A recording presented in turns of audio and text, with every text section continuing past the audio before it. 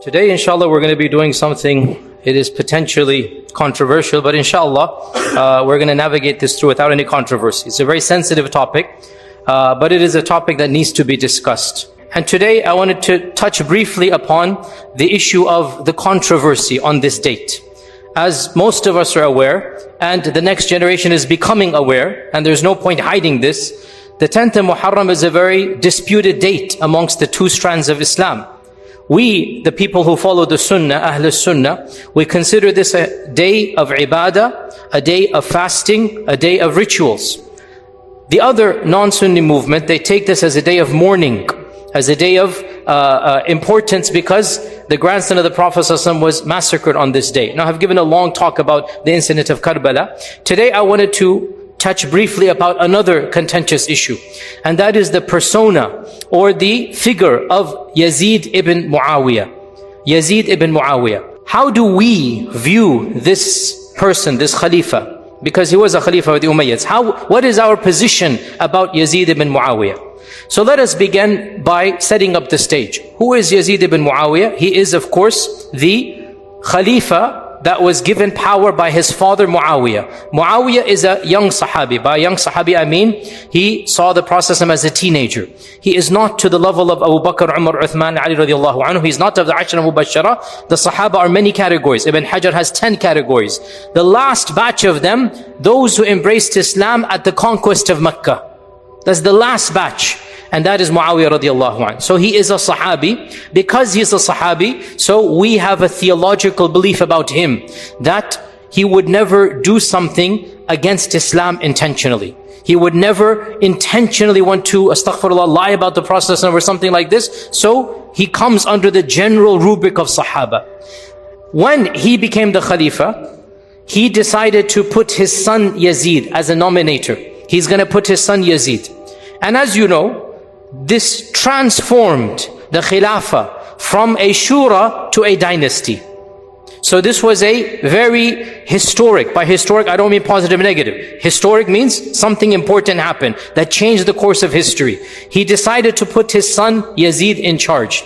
Many of the senior companions during Muawiyah radiallahu anhu's lifetime objected to this. They did not give the oath of allegiance, including Abdullah bin Umar, including Abdurrahman ibn Abi Bakr, including Abdullah ibn Zubayr. These are all sons of the senior Sahaba. They refused to give the oath of allegiance to Yazid when Muawiyah was alive.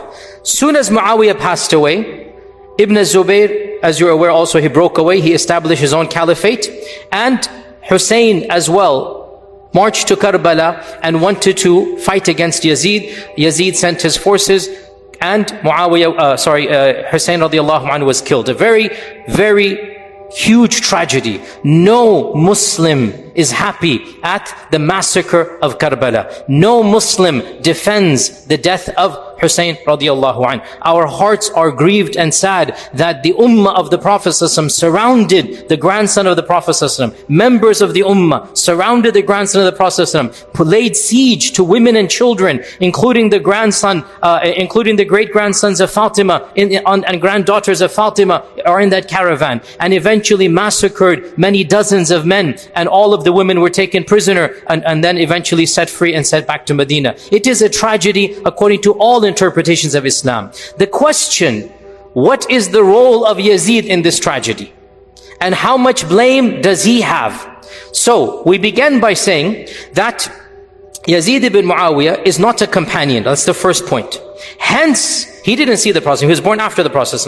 Hence, there is no theological status given to the children of the Sahaba. It's a very important point. The children of the Sahaba are completely normal. Some are good, some are bad. Doesn't matter. In fact, FYI, you can look up the books of history. The main general that was involved in the massacre of Karbala was one of the sons of Sa'd ibn Abi Waqqas. Big tragedy. He's not a companion.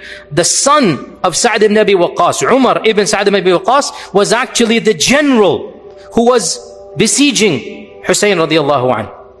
The children of the Sahaba are not special status. Some are good and some are other than this. So, Yazid is a child of somebody who saw the Prophet ﷺ. It doesn't give him any special privilege. Now also, of the things about Yazid as well, is that a number of things happened in his khilafah that compounded his notoriety in history. Not just this. Al-Dhahabi mentions his khilafah began, he was only khalifa for 2.5 years, very short period of time, barely 3 years. In those 3 years, 3 tragedies, one after the other, each one of which is a huge tragedy. Imagine happening in one caliphate, in one reign. His khilafah begins with the massacre of who? Hussein. That's how his khilafah begins. And it ends with the army, his army surrounding Mecca, throwing catapults and destroying the Kaaba because Ibn Zubayr rebelled against him. Ibn Zubayr had his caliphate. And in the middle was the massacre of the people of Medina. SubhanAllah. Yani for those who don't know all of these sordid details, you can listen to a lecture of mine online. It's a very generic title on purpose. It is called Some Incidents in the First Year of the Hijrah. That's the title of my video lecture. Some Incidents in the First Year of the Hijrah. You can find that online. You will find this entire episode. And the reason I say this is because we need to know our religion is divine, our history is human. Our religion is divine, our history is human. And having a khilafah and having political independence, there's a lot of perks, a lot of positives. But just because we have political independence doesn't mean we're going to be Jannah on earth, everything will be rosy. No. We have sometimes the worst massacres and the most brutal things happen under a khilafah. All of this happened under a time when the khilafah was actually pretty strong. Yet still, so many things happen. So yes, to have political independency is good, but we should not romanticize this notion of just because we'll have a khilafah, all problems will be solved. It doesn't work that way. Read history and you will understand this reality. In the first century of the Hijrah, in this time frame, 3 things happened. The massacre of Hussein radiallahu an, the plunder of Medina, which was a very brutal plunder. 3 days and 3 nights, the forces of Yazid were killing and looting and raping and pillaging the entire city of Medina. And then after that, the army goes to Mecca and wants to fight Ibn Zubayr, and they throw catapults against the Kaaba. And the only reason they stop, Yazid passes away, dies, the news comes to the army, so the army cannot continue. That's why they go back, and Ibn Zubayr is given a respite of another few years, so he remains in Mecca as another potential rival for many, many years, until finally he is brutally killed by Hajjaj ibn Yusuf, and that is, I also spoke about that in another lecture that I have given. So another point we need to know that Yazid's time frame, as Imam al-Dhahabi says, there was no barakah in it. It began with the massacre of Hussein, it ended with the destruction of the Kaaba, and in the middle was the pillage of Medina. What an evil legacy overall.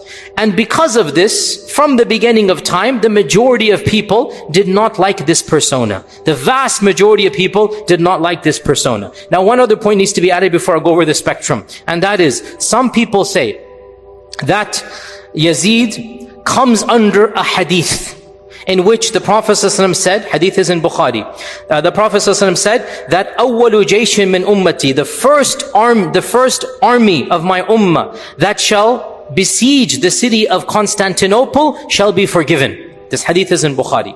أَوَّلُ جَيْشٍ يَغْزُو مَدِينَةَ قَيْصَرٍ, the city of Qaysar is Constantinople. The first army that is gonna besiege the city of Qaysar shall be forgiven.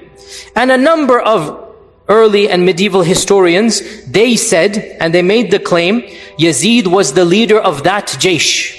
And that was the jaysh or the army that Abu Ayyub al-Ansari was a part of. And Abu Ayyub al-Ansari passed away. Okay, pause here, footnote. Abu Ayyub al-Ansari, the famous companion whom the Prophet ﷺ lived with when he migrated to Medina. Where is his qabr? In the modern city of Istanbul. In Istanbul today, you can go and visit his alleged qabr, right? How did his grave end up in Istanbul?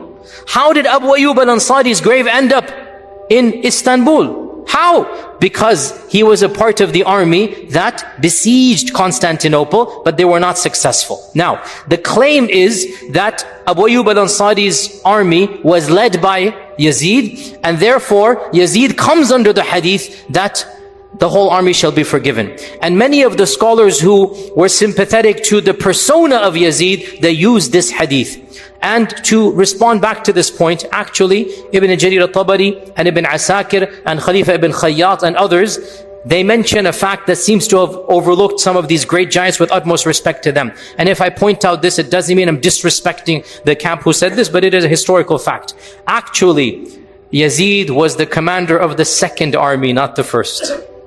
And this is well known. At-Tabari mentions this. If you look up the history of At-Tabari, he says in the year 45 Hijrah, Abdul Rahman ibn Khalid ibn al-Walid, the son of Khalid ibn Walid, led an expedition to Constantinople, and it had in it so-and-so of the Sahaba. Then in the year 49 Hijrah, Yazid led an army, and in it was Abu Ayyub al-Ansari. Ayyub al-Ansari passed away.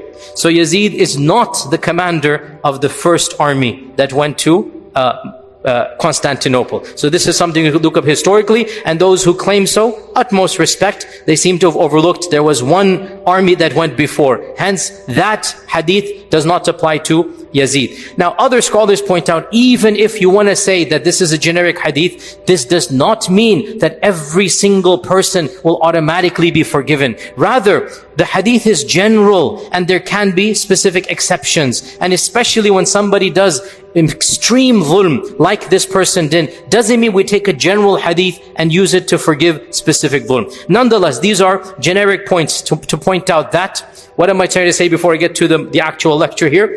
That is, there is nothing special that we can mark Yazid with as having been forgiven, or a Sahabi. No. Rather, he is just like any person of his era. Now we look at the negatives he has done. Now, the brief lecture I'm going to give, because this is a very detailed topic, I wanted to introduce to you that within our Ahlul Sunnah scholarship, there is a spectrum of opinion about Yazid ibn Muawiyah. There's a spectrum of opinion. And you have the entire line, the entire spectrum, from outright kafir to defending him. We have this entire spectrum historically. I'm just giving you the facts right now. I'm not giving you my opinion right now. I'm simply telling you, you should be aware. Why is this the spectrum? Because, and this is the key point, we do not believe that the incident of Karbala is a theological one. It is a historical one. So if somebody has another opinion about the interpretation of the events, it doesn't make that person a deviant, a heretic. No. Karbala took place after the death of the Prophet ﷺ by 30 years, 40 years, 50 years. There can be no theology. The Quran has been finished, revelation. The Prophet ﷺ is no longer amongst us. Karbala and the massacre of Hussein is a historical tragedy, not a theological one. Our theology doesn't change. Iman doesn't change. Allah and His Messenger doesn't change. The Quran does not change. It is a historical tragedy. Therefore, if a person differs about interpreting the blame of Yazid, we can disagree, but the person doesn't become a heretic, a wrong belief. You understand the point here, right? From our perspective, the tragedy of Karbala is not something that is a part of our theology. It's a historical tragedy. And therefore, if a person disagrees about what percentage of blame to give to Yazid, because that's really the question. That's really the question. The question is not, was it good to massacre? A'udhu billah. Nobody says this. Nobody says this. Everybody is angry and curses the actual killers of the Prophet ﷺ's grandson. Who can possibly sympathize with them? No Sunni, much less anybody else, is going to sympathize with them.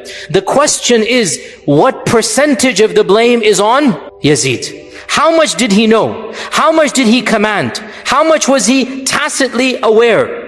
Or was he innocent completely and it happened and he didn't want it to happen? You understand the question here, right?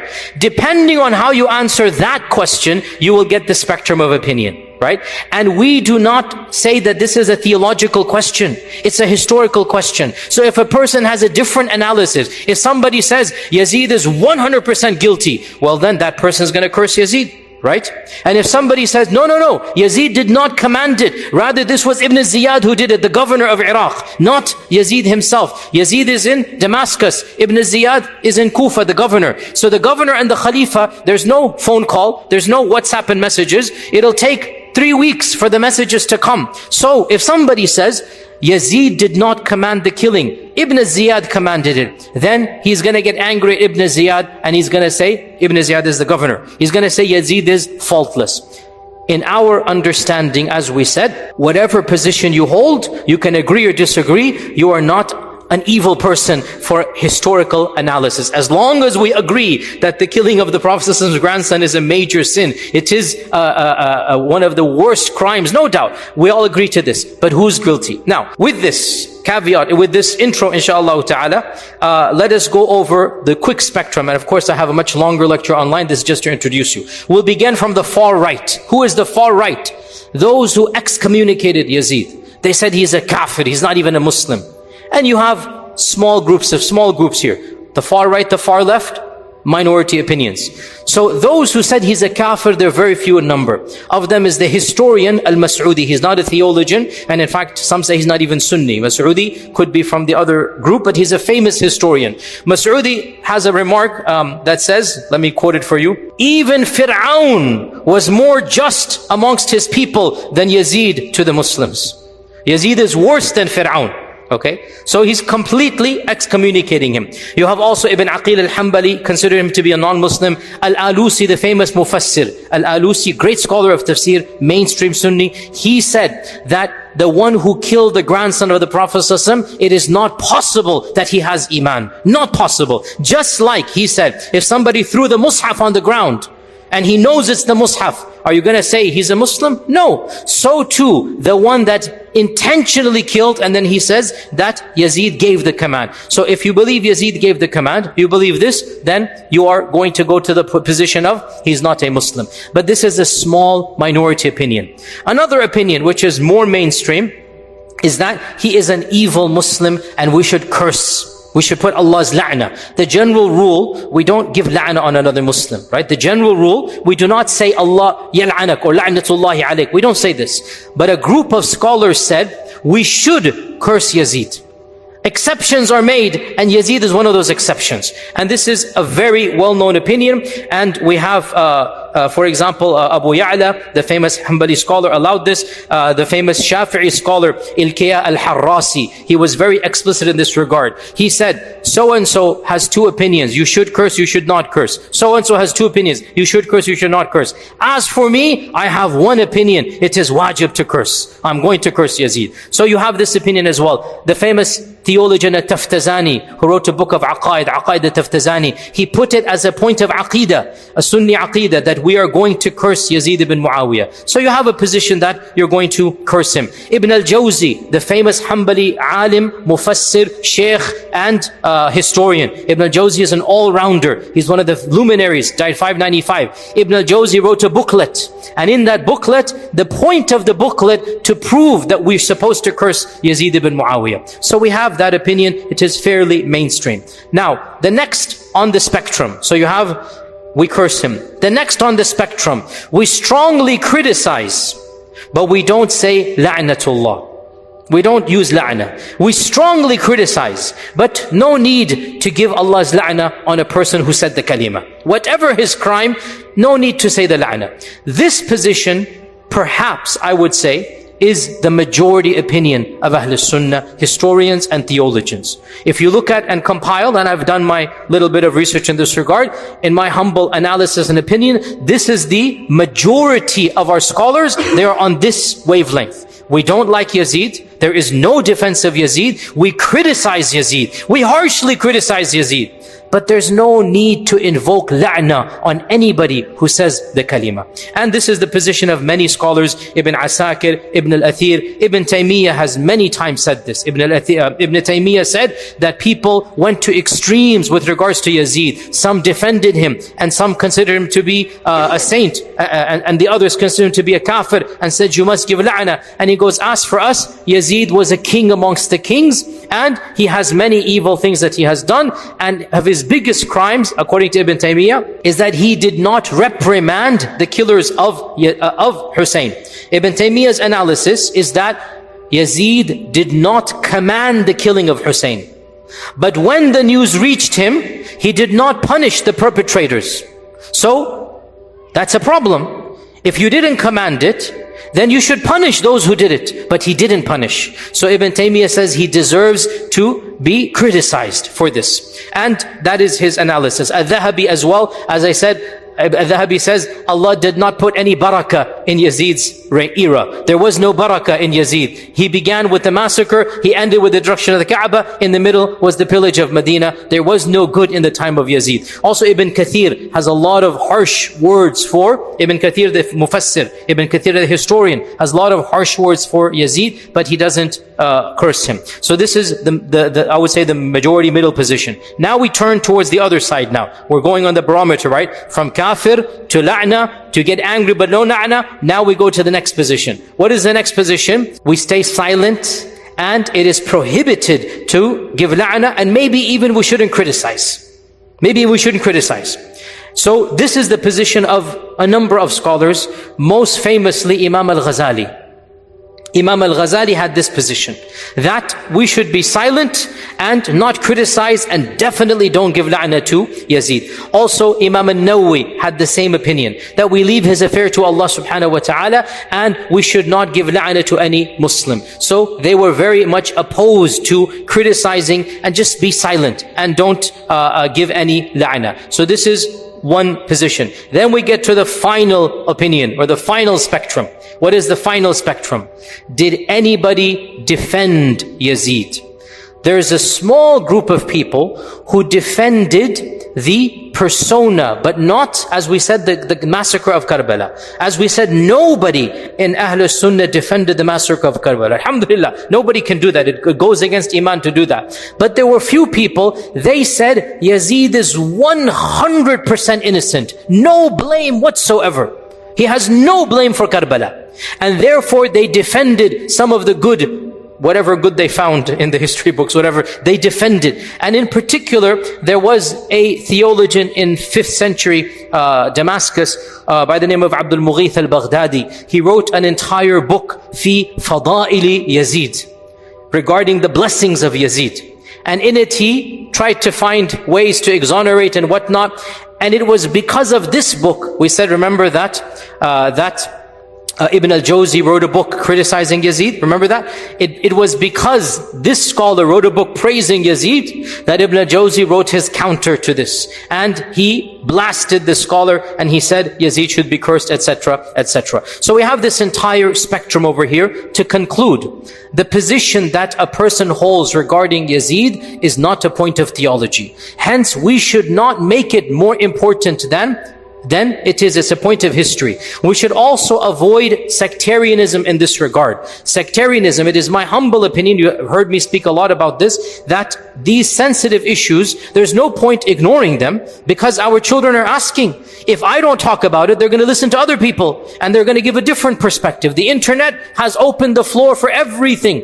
So there's no point ignoring. We cannot tell our children, don't ask. They're worried, they're concerned, they're asking questions. So I believe the best way to present as neutral as possible, without riling up hatred, without making people hate other people. We can teach without preaching hatred. That's what we're trying to do over here. And you know, by the way, it needs to be said, in Albuquerque, the series of murders that occurred, right? It's because of now we found out sectarian hatred. We don't want to do this, a'udhu billah. We need to rise above this. There must be a way to teach the differences without teaching hate. I hope inshallah I can and others can do this. So, bottom line, to conclude, the massacre of Hussein is a tragedy of the highest magnitude, and it is a historical tragedy. No mainstream Muslim defended and was happy at the death of Hussein radiyallahu ta'ala an.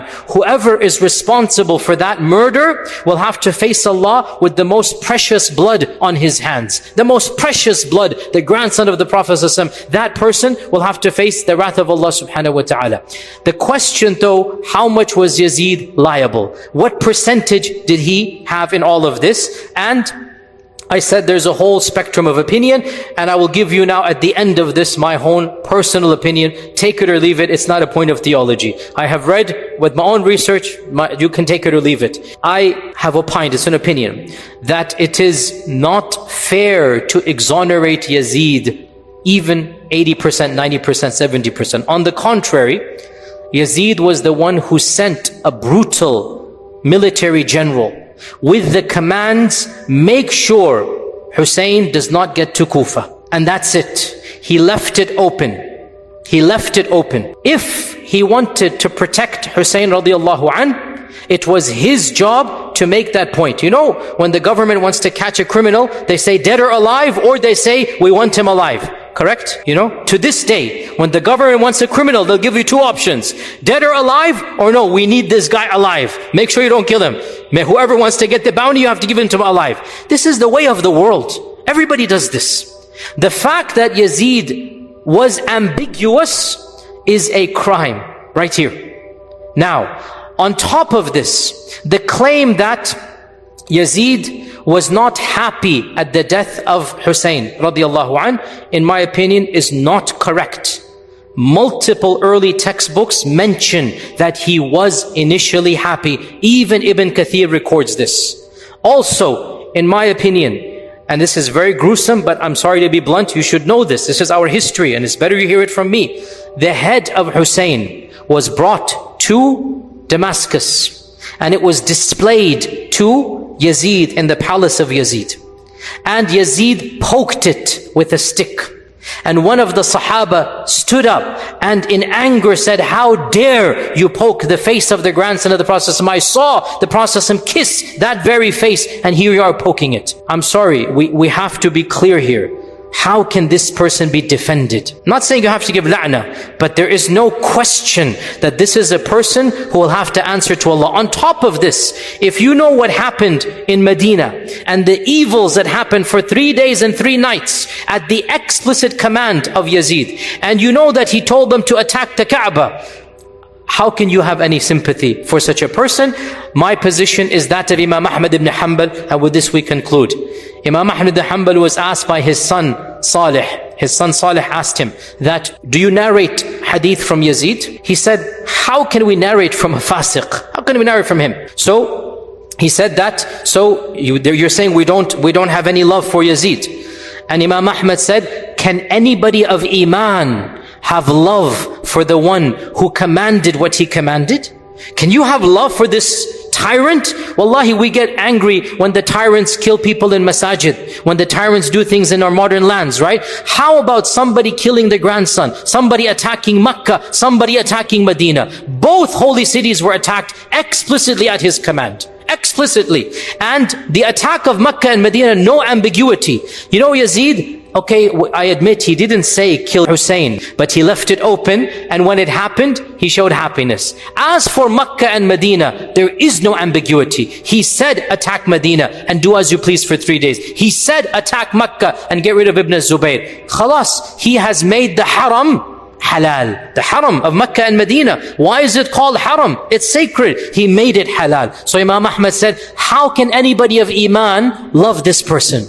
That's what I agree with. Then his son said, so then should we curse him? And Imam Ahmad said, have you ever heard me, my tongue being vulgar and saying, la'natullah, la'natullah? Have you seen this adab from me? That's not my adab. I don't need to do this. We leave his affair to Allah, but there is no love in my heart at all for this person. And what he did, he has to answer to Allah subhanahu wa ta'ala for. And the one who curses, I understand. And the one who follows Imam Ahmad, I personally sympathize. But the one who defends or goes to the other extreme, in my eyes, I don't agree with this. But he doesn't become a heretic. He doesn't become somebody who has a wrong opinion because his analysis is different than my analysis. And with this, inshallah, I hope that I have clarified some points. I know other questions will be raised, but inshallah, maybe we'll answer them in another lecture. And I encourage you to listen to a number of lectures I've given online, and I've given you the references in my library chats.